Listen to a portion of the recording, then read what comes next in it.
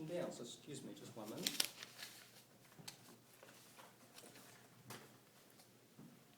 Ishwar is our second speaker of today. He's speaking from the Competent Communication Manual, which is Project 6, Vocal Variety. His speech title is Future as a Creation.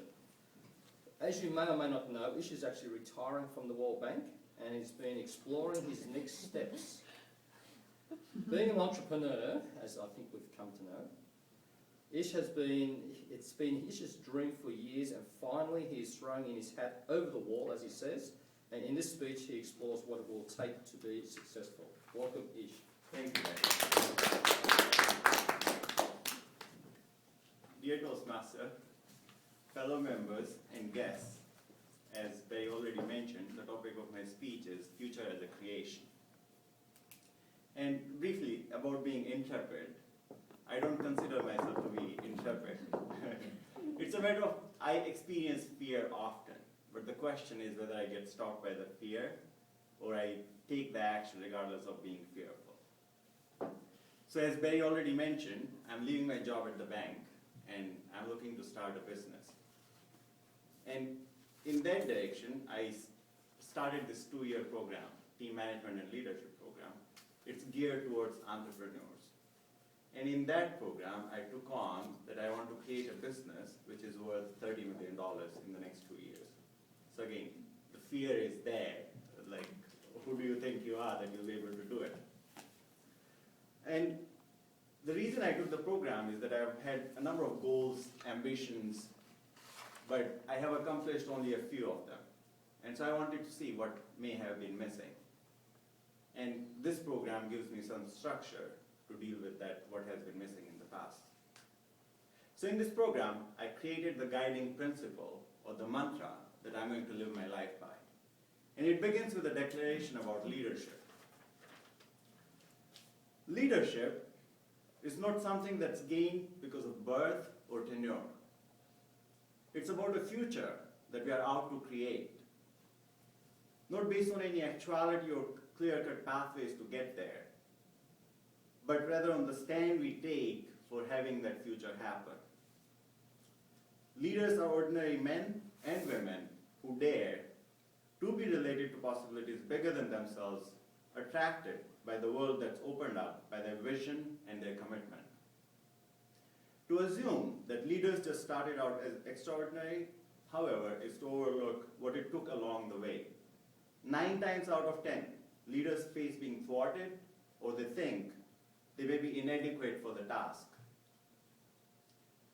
Taking a stand for a future, when it's only a possibility, is a purely existential act, and exists only in language, in our saying. The reality, conditions, and circumstances of the future do not exist as facts. They exist only as a product of our conversations, making language and communication the most important and fundamental access to fulfilling what matters, what's important, and what's possible. Given that this is the mantra I'm going to live by, I started this program. So as I said, my goal is, in 2 years from now, can I create a $30 million business? So I've been looking at solar investments in the Pacific and Australia. So the premise of the program is that I stand 2 years into the future, that 2 years from now I'm here and I've created this business. For that to have happened, what should everything look like 1.5 years from now? What things should look like 1 year from now? What milestones, what resources should be in place 6 months from now, 3 months from now, and then breaking it down to 1 month, week, and from one day to the next. So you identify the milestones that you need to accomplish, you identify the resources that you have at your disposal. For example, in my case, it will be the friends who already do this kind of work all over the US, India, and Australia. And I identify opportunities. They could be the conferences that I can attend.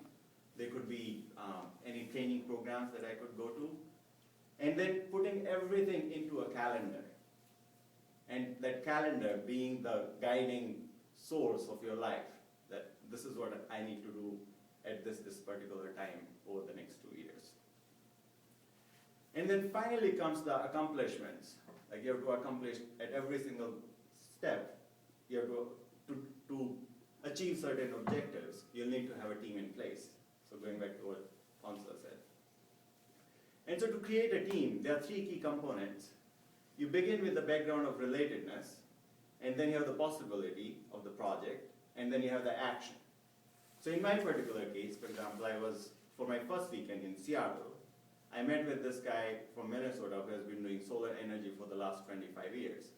And I told him that, hey, this is what I want to create in 2 years. What do you think? And he was like, that would be great. He has been doing it in Minnesota, but as you know, Minnesota is cold. The conditions are not the best. He was like, I've been looking to expand, and I would love to be a part of the team. So coming out with like, what does he want versus what I want, and see if we can work together as a team. And then sharing the possibility. Like, what is the possibility of the project? For me, the possibility of the project is unbridled freedom. I really want the freedom of mobility, freedom of if I want to do something, that I be able to do it, not be driven by a corporation that you have to be in the office from 9 to 5. And freedom of choice and full self-expression. And people are enrolled. My friends and this guy from Seattle, from Minnesota, and we are working on a team. So once all that is in place, ultimately what will really determine whether this future will become a reality is whether you take the action. That's where the rubber meets the ground. And that's where the key part is, like regardless of how you feel, what your internal state is, whether you go and take the action that needs to be taken. To give an example, for example, if you want to lose weight, you don't feel like going to the gym, but you still go.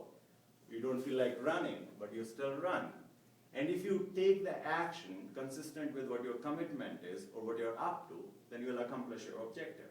And that's what I'm committed to. So in conclusion, if 2 years from now I tell you that I have been successful, then you would know the secret. You would know that I took a stand for realizing the future that I have shared today. And regardless of my thoughts of not being good enough, regardless of fear, regardless of my feelings and emotions, and regardless of any failures, I took the action that needed to be taken. And I'll leave you with the quote from Abraham Lincoln. He said, my biggest concern is not that you have failed. My biggest concern is whether you are content with your failure. Thank you.